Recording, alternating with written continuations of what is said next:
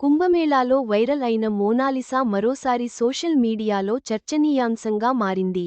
ఉత్కర్ష్ సింగ్తో కలిసి ఆమె నటించిన పాటకు సంబంధించిన వీడియో వైరల్ అవుతోంది.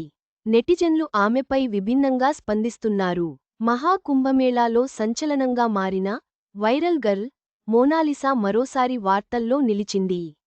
ఉత్తరప్రదేశ్లోని ప్రయాగ్రాజ్లో జరిగిన కుంభమేళా సందర్భంగా మోనాలిసా సోషల్ మీడియాలో వైరలైన విషయానికి తెలిసిందే.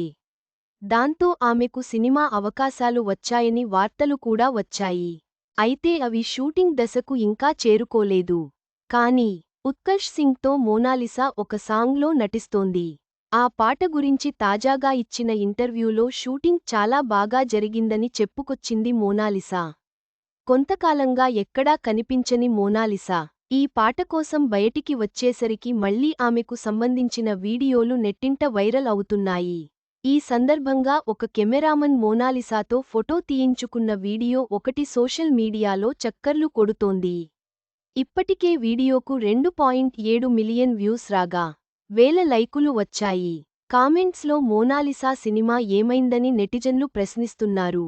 కుంభమేళాలో చూసిన మోనాలిసాకు ఇప్పుడు చూస్తోన్న మోనాలిసాకు చాలా తేడా కనిపిస్తోందని, ఆమె స్టైల్ మారిపోయిందని నెటిజన్లు అభిప్రాయాలు వ్యక్తం చేస్తున్నారు.